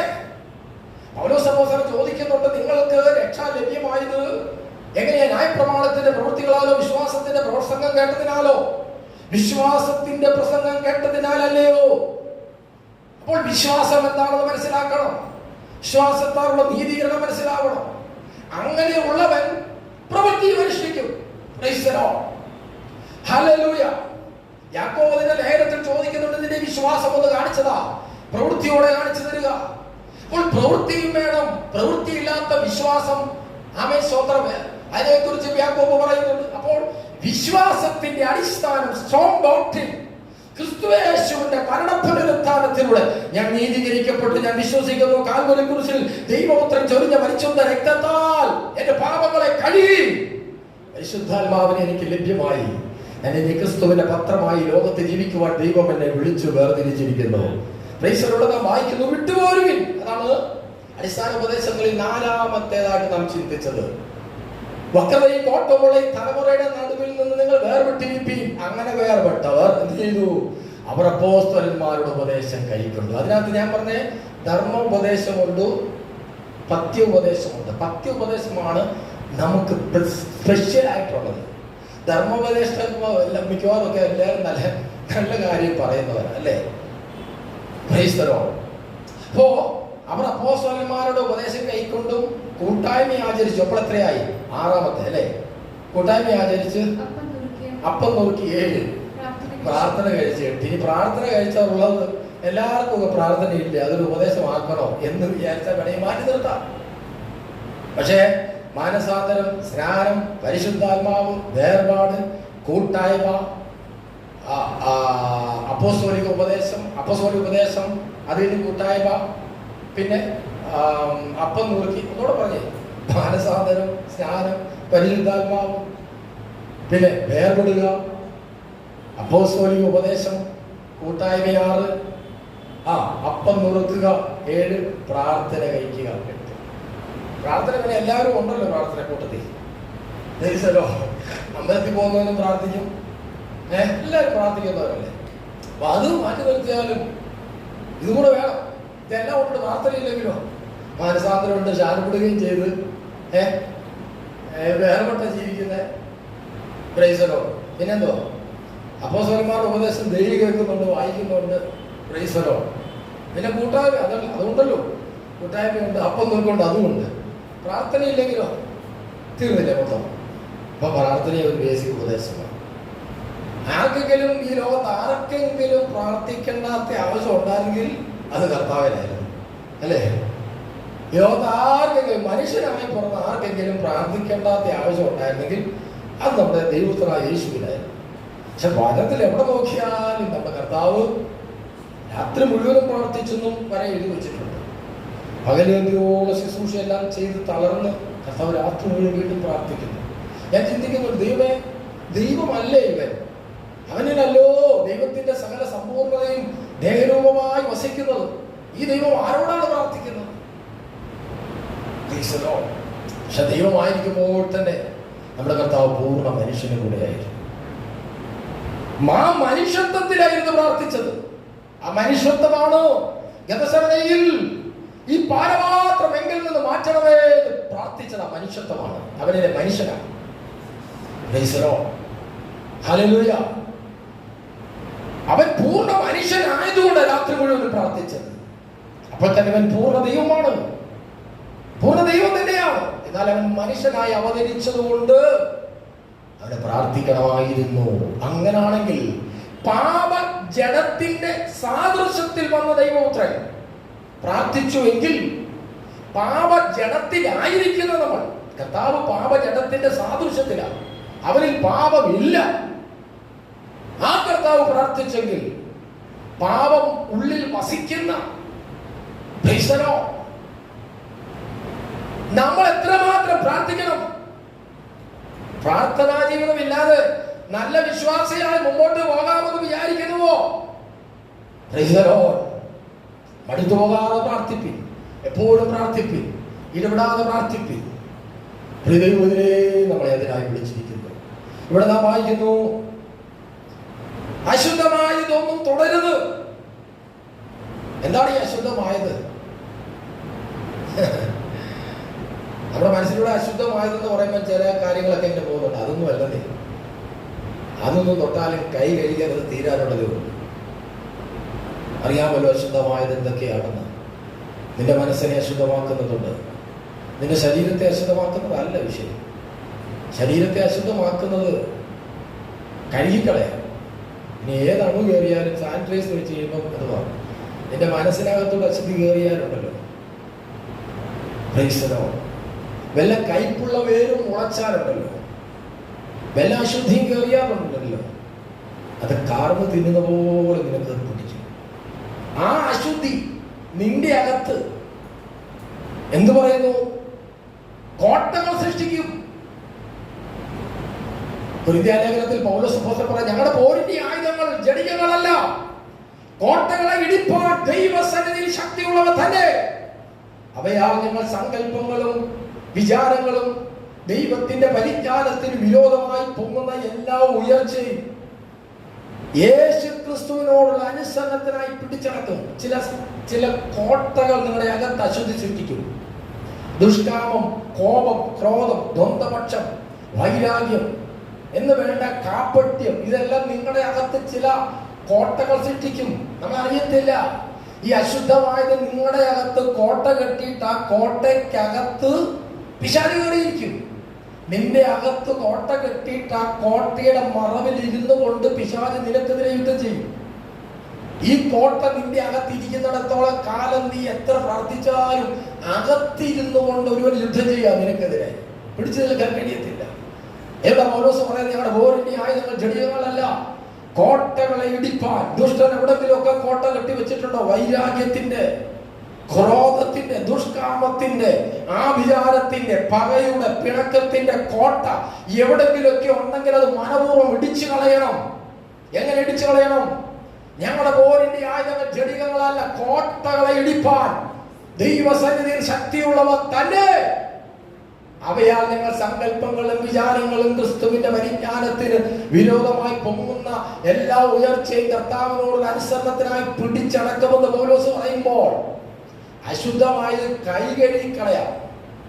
എന്തശുദ്ധിയും കൈകഴുകിക്കളയാം. കുളിച്ചാൽ തീരാത്ത അശുദ്ധിയൊന്നുമില്ല. എന്നാൽ മനസ്സിനകത്ത് ദൈവഹിതമില്ലാതെ കയറി കൂട് കൂട്ടുന്ന, കോട്ട കെട്ടുന്ന ആ പൈശാചിക പദ്ധതിയെ തിരിച്ചറിയണം, പൊളിച്ചു കളയണം, മനപൂർവ്വം പൊളിച്ചു കളയണം. അതിനുള്ള ശക്തി ദൈവത്തിന്റെ ആത്മാവ് തരും. ദൈവത്തിന് നമുക്ക് മഹത്വം കൊടുക്കാം. അശുദ്ധമായിട്ടൊന്നും തുടരുത്. അതിന്റെ നടുവിൽ നിന്ന് പുറപ്പെട്ടു പോകുവീൻ. അവിടെ നിന്നോണ്ട് യുദ്ധം ചെയ്യേണ്ടത്. ഈ പിശാചിന്റെ കൂട്ടിനകത്ത് പോയി ഞാൻ ഇവനെ ജയിക്കുന്നു പറഞ്ഞ് യുദ്ധം ചെയ്യേണ്ടത് അവിടെ നിങ്ങൾ പോരാ. ചിലരോട് ഞാനിങ്ങനെ ജയിച്ചിട്ടേ ഉള്ളൂ. പിശാച് അലറുന്ന സിംഹം എന്ന പോലെ ആരെ വിഴുങ്ങേണ്ടെന്ന് ഓർത്തിരിക്കുക. ഞാൻ ഇവനെ ജയിച്ചിട്ടേ ഉള്ളൂ. ഇവിടെ നിന്ന് ഇവനെതിരെ പോരടിച്ചിട്ടേ ഉള്ളൂ. അങ്ങനെയുള്ള അതിനൊന്നും പിടിക്കട്ടെ. കർത്താവ് പുറപ്പെട്ട് പോരാൻ പറഞ്ഞാലൊക്കെ പോന്നാ മതി. Price the Lord. ചില ഇടങ്ങളിൽ നിന്ന് മാറി പൊക്കോളാൻ കർത്താവ് പറഞ്ഞിട്ടുണ്ടെങ്കിൽ അവിടെ നിന്ന് പോരടിച്ച് ജയിക്കാൻ നോക്കണ്ടെന്ന്. സ്വന്തം മനസ്സിലാവുന്നുണ്ടോ? ചിലതിൽ നിന്ന് വിട്ടുപോരുവാൻ ദൈവം പറഞ്ഞിട്ടുണ്ടെങ്കിൽ അവിടെ നിന്ന് എനിക്ക് യുദ്ധം ചെയ്യാൻ മേലെ. അവിടെ നിന്ന് എന്റെ ഉള്ളിലുള്ള ക്രിസ്തു അല്ലേ, ഞാൻ അവിടെ ജയിക്കുവല്ലേ എന്നൊന്നും പറയണ്ട. ദൈവം പറഞ്ഞിട്ടുണ്ടെങ്കിൽ പുറപ്പെട്ടു പോകുവാൻ അവൻ പറഞ്ഞിട്ടുണ്ടെങ്കിൽ പുറപ്പെട്ടു പോരുവിനെന്ന് പറഞ്ഞിട്ടുണ്ടെങ്കിൽ അവൻ ദൈവത്തിന്റെ വാക്കിന് വില കൊടുക്കുമ്പോൾ വലിയൊരു ദൈവപ്രവൃത്തി നടക്കുവാൻ വേണ്ടി ദൈവം അത് ഒരുക്കിക്കൊണ്ടിരിക്കുകയാണ്. വിശ്വസിക്കുന്ന വിശുദ്ധന്മാർ കരങ്ങൾ ഉയർത്തി ദൈവത്തിന് സ്തോത്രം ചെയ്യാം. അവരുടെ നടുവിൽ നിന്ന് പുറപ്പെട്ടു പോരുവിൻ. യഹോവയുടെ ഉപകരണങ്ങളെ ചുമക്കുന്നവരെ നിങ്ങളെ തന്നെ നിർമ്മലീകരിപ്പിൻ. പഴയ നിയമത്തിലെ പുരോഹിതന്മാരെ നോക്കിയാ പറഞ്ഞത്. അവരാണ് ശുശ്രൂഷക്കുള്ള ഉപകരണങ്ങളും ചുമന്നുകൊണ്ട് നടക്കുന്നത്, ലേവ്യ പുരോഹിതന്മാർ. അതായത് നമ്മോടുള്ള ആലോചനയാണ്. നമ്മളാണ് ദൈവത്തിന്റെ അഭിഷേകം ചുമക്കുന്നത്. നമുക്കുള്ള ഉപകരണം ദൈവിക അഭിഷേകമാണ്. അല്ല പല നിലയില ഓരോ നിലയിൽ ദൈവം അഭിഷേകം തന്നിട്ടുണ്ട്. ഓരോ നിലയിലുള്ള ശുശ്രൂഷയുടെ അഭിഷേകമുണ്ട്. അപ്പൊ ദൈവത്തിന്റെ അഭിഷേകം ചുമക്കുന്നവരെ, യഹോവയുടെ ഉപകരണം ചുമക്കുന്നവരെ, നമ്മളാണ് ദൈവത്തിന്റെ അഭിഷേകം ചുമക്കുന്ന ദൈവത്താൽ തെരഞ്ഞെടുക്കപ്പെട്ടവരാണ്. ദൈവത്തിന്റെ അഭിഷേകം നമ്മളിൽ ഉണ്ടെന്ന് പറഞ്ഞ് എന്നിൽ കർത്താവിന്റെ അഭിഷേകമുണ്ട്. ക്രൈസ്തവരോട് പറഞ്ഞേ ചിലരത് എനിക്ക് വലിയ അഭിഷേകമൊന്നുമില്ല. ഉണ്ടതേ നിന്റെ ഒച്ചയ്ക്ക് വലിയ അഭിഷേകമൊന്നും കാണുന്നില്ല. ഈ അഭിഷേകം എന്ന് പറഞ്ഞാൽ എന്തുവാ? വലിയ ഒച്ചയാണ് അഭിഷേകം. നമുക്ക് ചില തെറ്റിദ്ധാരണകളുണ്ട്. അഭിഷേകം എന്ന് പറഞ്ഞാൽ വലിയ ഒച്ചയിങ്ങനെ പറയുകയും ചെയ്യുന്ന ചില ശുശ്രൂഷയുടെ ഭാഗമായിട്ട് ഞങ്ങളൊക്കെ അങ്ങനെ ചെയ്യും. അതൊന്നുമല്ല അഭിഷേകം. ആമേൻ. Praise the lord. നിന്നിലൊരു അഭിഷേകമുണ്ട്. കർത്താവിന്റെ പരിശുദ്ധ രക്തത്തിൽ ആശ്രയിച്ച് പരിശുദ്ധാത്മാവിനെ പ്രാപിച്ചു നിൽക്കുന്ന നിന്നിലൊരു അഭിഷേകമുണ്ട്. നിനക്കൊരു ശുശ്രൂഷയുണ്ടോ? നീ പുതിയ നിയമ സഭയുടെ ഭാഗമാണോ? നിനക്കൊരു ശുശ്രൂഷയുണ്ട്. ആ ശുശ്രൂഷ ചെയ്യുവാനായിട്ടുള്ള ഉപകരണം നിന്റെ മേൽ തന്നിട്ടുണ്ട്. അഭിഷേകത്തിന്റെ ഉപകരണം നിന്റെ മേലുണ്ട്. നീ അത് വിശ്വസിക്കുന്നുണ്ടോ? വിശ്വസിക്കുന്നുണ്ടെങ്കിൽ ഒരു സ്തോത്രം ചെയ്തേ. അഭിഷേകം ചുമന്നുകൊണ്ട് ദൈവികമായ ചില പദ്ധതികൾ ചെയ്തെടുപ്പാൻ ദൈവം നിന്നെ തെരഞ്ഞെടുത്തിരിക്കുന്നു. അതുകൊണ്ട് വചനം പറയുന്നു, യഹോവയുടെ ഉപകരണങ്ങളെ ചുമത്തുന്നവരെ നിങ്ങളെ തന്നെ നിർമ്മലീകരിപ്പീൻ. Price the Lord. അപ്പോൾ അത് നമ്മുടെ ഉത്തരവാദിത്തമാണ്. കർത്താവിന്റെ ഉപകരണം അവൻ നമ്മുടെ മേൽ വെച്ചതാ. നാം അവനെ തെരഞ്ഞെടുത്തതല്ല, അവൻ നമ്മെ തെരഞ്ഞെടുത്തതാ. ആ ഉപകരണം നമ്മുടെ മേൽ വെച്ചിട്ടുണ്ട്. ഒരു ശുശ്രൂഷയുടെ, ഒരു പ്രാർത്ഥനാ ജീവിതത്തിന്റെ, ഒരു വിശുദ്ധ ജീവിതത്തിന്റെ ഉപകരണം നിന്റെ മേൽ ഉണ്ട്. ചിലതിന്റെ മേലൊക്കെ ദൈവിക പദ്ധതിയിലേക്ക് ചിലതിനെയെങ്കിലും തിരിക്കുവാനുള്ള ഉപകരണം നിന്റെ മേലുണ്ട്. നമ്മളെ യഹോവയുടെ ഉപകരണം ചുമത്തുന്നവരാണെങ്കിൽ നമ്മൾ നമ്മുടെ ഭാഗത്തു നിന്നും ചെയ്യേണ്ട ഒരു ദൗത്യമുണ്ട്. എന്താണത്? നിങ്ങളെ തന്നെ നിർമ്മലീകരിപ്പീൻ. നമ്മളെ തന്നെ നിർമ്മലീകരിക്കും. പ്രിയമുള്ളവരെ, നമ്മളത് ചെയ്യണം.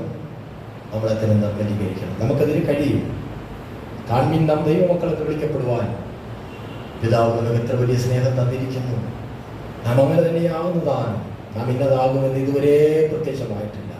അവൻ പ്രത്യക്ഷനാകുമ്പോൾ നാം അവനെ താൻ ഇരിക്കുന്നത് പോലെ തന്നെ കാണുന്നതാകൊണ്ട് അവനോട് സദൃശന്മാരാകും. അവനിൽ ഈ പ്രത്യാശയുള്ളവൻ അവൻ നിർമ്മലനായിരിക്കുന്നത് പോലെ തീർന്നു തങ്ങളെ തന്നെ നിർമ്മലീകരിക്കുന്നു. ഇത് നമ്മുടെ ഭാഗത്തുനിന്നും ചെയ്യേണ്ടതാണ്. നമ്മെ നിർമ്മലീകരിക്കുന്ന കർത്താവിന്റെ രക്തമുണ്ട്, പരിശുദ്ധാത്മാവുണ്ട്. ഇതിനെ നാം ആശ്രയിക്കണം. വിശുദ്ധൻ തന്നെ തന്നെ വിശുദ്ധീകരിക്കട്ടെ. നീതിമാൻ എന്ത് ചെയ്യണം? നീതി ചെയ്യട്ടെന്ന്. നീതിമാൻ വീണ്ടും തന്നെ നീതീകരിക്കേണ്ടതല്ല. നമ്മൾ നമ്മെ നീതീകരിച്ചാൽ എവിടെ പോയിരിക്കും? ദൈവം നമ്മെ നീതീകരിച്ചല്ലോ. ആ നീതീകരണത്തിനകത്ത് എല്ലാം ഉണ്ട്. നീതീകരിക്കുന്നവൻ ദൈവം. വെളിപാട് പുസ്തകത്തിന്റെ അവസാനം ഇങ്ങനെ പറഞ്ഞു, വിശുദ്ധൻ തന്നെ തന്നെ വിശുദ്ധീകരിക്കട്ടെ. അഴിക്കുന്നവൻ എന്ത് ചെയ്യണം? അഴുക്കാണട്ടെ, ശരിക്കും ആഘോഷിച്ചോളാൻ. സമയം വരുമ്പോൾ നിങ്ങൾ അഴുക്കായിട്ട് ജീവിച്ചോളാം, എല്ലാ ദിവസവും അങ്ങനെ ജീവിച്ചോ എന്ന് കേട്ടാൽ ജഡത്തിന് എന്ത് സുഖമല്ലേ? നിങ്ങളൊക്കെ അഴുക്കായി ജീവിച്ചോ, കർത്താവ് കുരിശിൽ മരിച്ചത് കൊണ്ട് നമ്മളെല്ലാം രക്ഷപ്പെട്ടു, ഇനി പരമാവധി നിങ്ങളുടെ ജഡത്തിന്റെ ഇഷ്ടത്തിനനുസരിച്ച് ജീവിച്ചോ എന്നൊരു ഉപദേശം ഉണ്ടെങ്കിൽ എന്താണ് ചിലരെങ്കിലും മനസ്സുകൊണ്ട് അങ്ങനെ ഒരു ഉപദേശം ഉണ്ടായിരുന്നെങ്കിൽ നല്ലതായിരുന്നു എന്ന് ചിന്തിക്കുന്നവർ കാണും. അഴുകുന്നവൻ എന്ത് ചെയ്തു? അഴുക്കാടിക്കോ, നിന്റെ കാര്യം പോക്ക. അഴുകുന്നവൻ അഴുക്കാടട്ടെ. വിശുദ്ധൻ എന്ത് ചെയ്യണം? തന്നെ തന്നെ വിശദീകരിക്കട്ടെ. നീതിമാനാണോ? നീ നിന്നെ തന്നെ നീതീകരിക്കാൻ ശ്രമിക്കൊന്നും വേണ്ട. ദൈവം നിന്നെ നീതീകരിച്ചു. ദൈവം നീതീകരിച്ചവനെ ആർ കുറ്റം ചുമത്തും? നീതീകരിക്കുന്നവൻ ദൈവം, കുറ്റം ചുമത്തുന്നവൻ ആര്? നമ്മൾ നമ്മെ തന്നെ നീതീകരിക്കാൻ വേണ്ടി കിടന്ന് പെടാപ്പാട് വിടുവൊന്നും വേണ്ടെന്നേ. ദൈവം നീതീകരിച്ചു. അതുകൊണ്ട് നീതിമാൻ എന്ത് ചെയ്യണം? നീതിമാൻ ഇനി നീതി ചെയ്യട്ടെ. വിശുദ്ധന്മാരുടെ നീതി പ്രവൃത്തികൾ അതുണ്ട്. വിശുദ്ധന്മാരുടെ നീതി പ്രവൃത്തികളുണ്ട്. കുഞ്ഞാടിന്റെ കല്യാണം വന്നുവല്ലോ, അവന്റെ കാന്തയും തന്നെ താൻ ഒരുക്കിയിരിക്കുന്നു. അവൻ വിശുദ്ധവും ശുഭ്രവുമായ വിശേഷ വസ്ത്രം ധരിപ്പാൻ കൃപ ലഭിച്ചിരിക്കുന്നു. ദൈവകുഞ്ഞാടിന്റെ കല്യാണത്തിന് ക്ഷണിക്കപ്പെട്ടവർ ഭാഗ്യവാന്മാർ. തുടർന്ന് പറഞ്ഞു, അവരുടെ വിശേഷ വസ്ത്രം വിശുദ്ധന്മാരുടെ നീതി പ്രവൃത്തികൾ തന്നെ. അപ്പോൾ നീതിമാനാണോ? കർത്താവിന്റെ ക്രൂശുമരണത്തെ സ്വീകരിച്ച വ്യക്തിയാണോ നീ? നീതിമാനാണ്. നീതീകരിക്കപ്പെട്ടവനാണ്.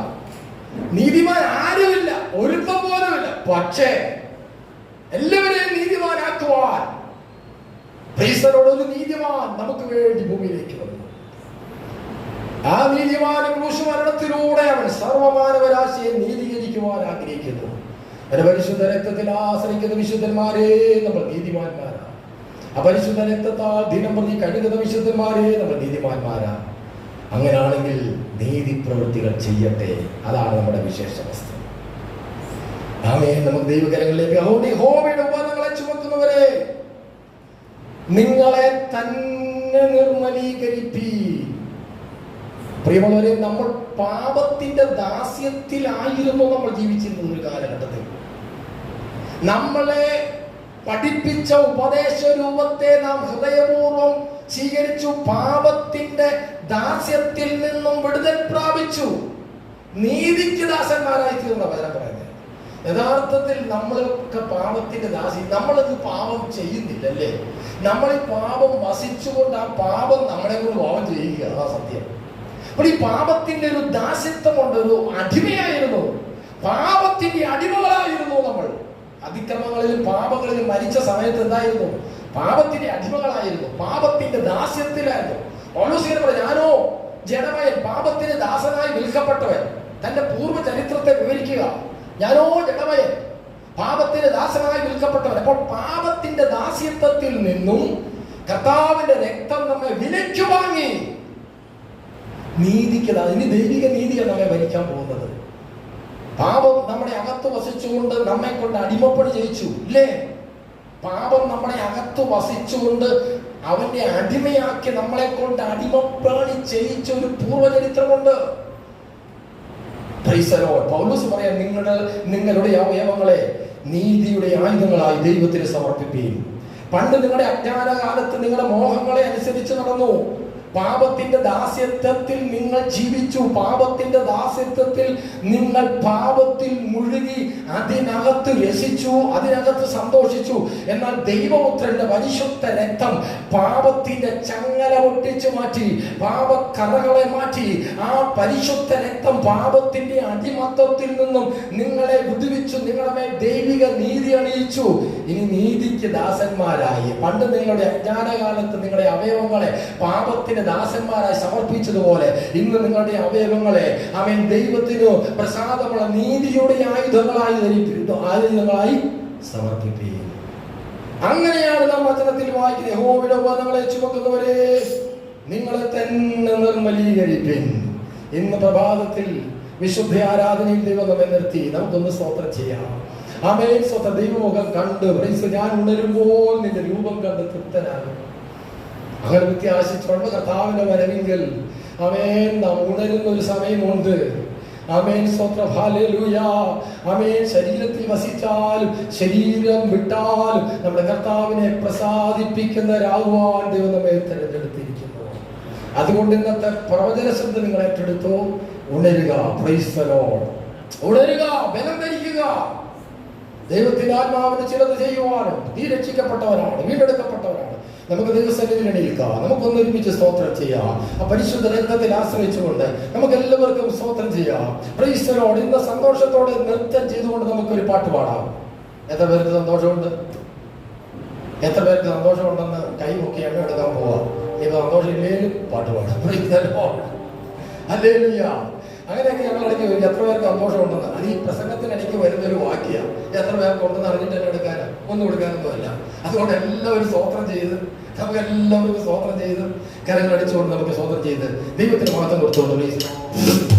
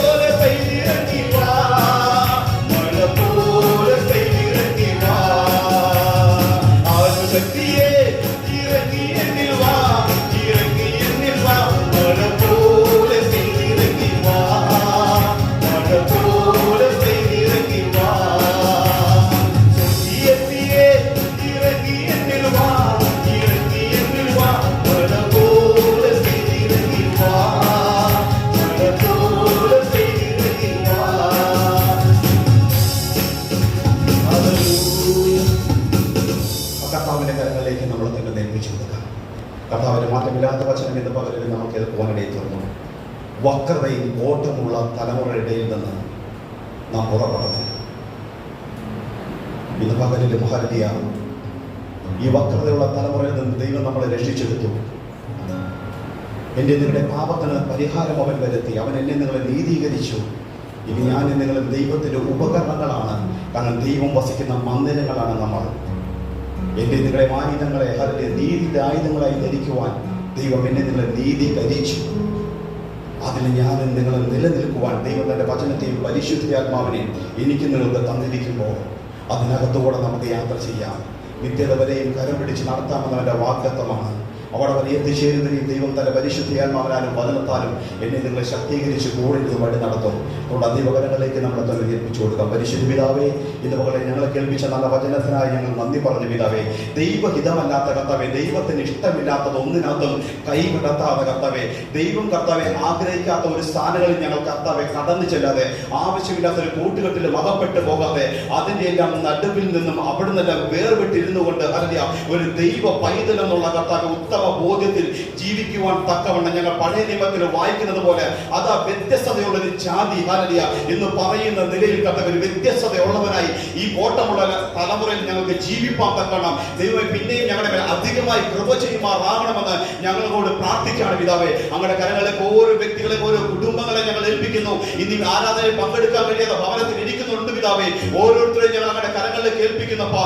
ഈ സംഭവബഹുലമായ കാലഘട്ടത്തിൽ കൂടെ കടന്നു പോകുമ്പോൾ, രോഗവ്യാപനം കൂടിക്കൊണ്ടിരിക്കുമ്പോഴും അവിടുന്ന് പൗലോസിനോട് പറഞ്ഞതുപോലെ എന്റെ കൃപ നിനക്ക് മതി കർത്താവേ. ഇതിനകത്ത് കൂടെയൊക്കെ കടന്നു പോകുവാനായിട്ടുള്ള ദൈവത്തിന്റെ കൃപ ഈ നാളുകളിൽ ശക്തമായി ഞങ്ങളുടെ മേൽ അങ്ങ് പകരുമാറാകണമെന്ന് പ്രാർത്ഥിക്കുന്നപ്പോ, രക്തമടയാളമായി കാണുന്നതിന് യൊന്നും ഹല്ലേലൂയ സംഹാരം തൊടാതെ മാറിപ്പോകുമെന്ന് പറഞ്ഞതുപോലെ യേശുവിന്റെ രക്തത്താൽ ഞങ്ങളെ മുദ്രയിട്ട് കർത്താവേ ഭൂമിയിൽ സൂക്ഷിക്കുന്നതിനായി ഞങ്ങൾ അങ്ങോട്ട് നന്ദി പറഞ്ഞപ്പോ, ആ രക്തം ഞങ്ങൾക്ക് വേണ്ടി ഗുണകരമായി സദാ ബാധിച്ചുകൊണ്ടിരിക്കുന്നതിനായി ഞങ്ങൾ ഇതോട് നന്ദി പറയുന്നു പിതാവേ. ഞങ്ങൾ കർത്താവേ കാലഘട്ടത്തിലും കർത്താവേ അങ്ങയുടെ സാക്ഷികളെ നിൽപ്പാൻ തക്കവണ്ണം കർത്താവ് ഞങ്ങളെ പിന്നെയും ബലപ്പെടുത്തണം, കൂടിയിരിക്കണമെന്ന് പ്രാർത്ഥിക്കുന്നു. ഓരോ കുടുംബങ്ങളെയും ഓരോ വ്യക്തികളെ ഞങ്ങൾ അങ്ങയുടെ കരങ്ങളിൽ കേൾപ്പിച്ച് പ്രാർത്ഥിക്കുന്നപ്പോ ഇവരൊരു അനുഗ്രഹമാകട്ടെ, ഇവർ ലോകത്തിന്റെ ഒരു ആശ്വാസമാകട്ടെ എന്ന് പ്രാർത്ഥിക്കുന്നു. ഇവർ കരം തൊടുന്നതൊക്കെ ഈ കർത്താവേ അനുഗ്രഹമായി മാറട്ടെ എന്ന് ഞങ്ങൾ പ്രാർത്ഥിക്കുന്നു പിതാവേ. അവിടുന്ന് പറഞ്ഞല്ലോ, കാറ്റ് കാണത്തില്ല, മഴ കാണത്തില്ല, നിങ്ങളുടെ കുളങ്ങൾ വെള്ളം കൊണ്ട് നിറയുമെന്ന് പറഞ്ഞ പോലെ ഈ കാലഘട്ടം ക്ഷാമത്തിൻ്റെതായിരിക്കും, ബുദ്ധിമുട്ടിൻ്റെതായിരിക്കും. എന്നാൽ യഹോവയെ അന്വേഷിക്കുന്നവർക്ക് ഒരു നന്മയ്ക്കും മുടക്കം വരത്തില്ലെന്ന് പറഞ്ഞ ദൈവം തന്റെ മക്കൾക്ക് വേണ്ടതെല്ലാം അതത് സമയത്ത് അവിടുന്ന് ദാനമായി നൽകുന്നതിനായി ഞങ്ങൾ നന്ദി പറയുന്നു പിതാവേ.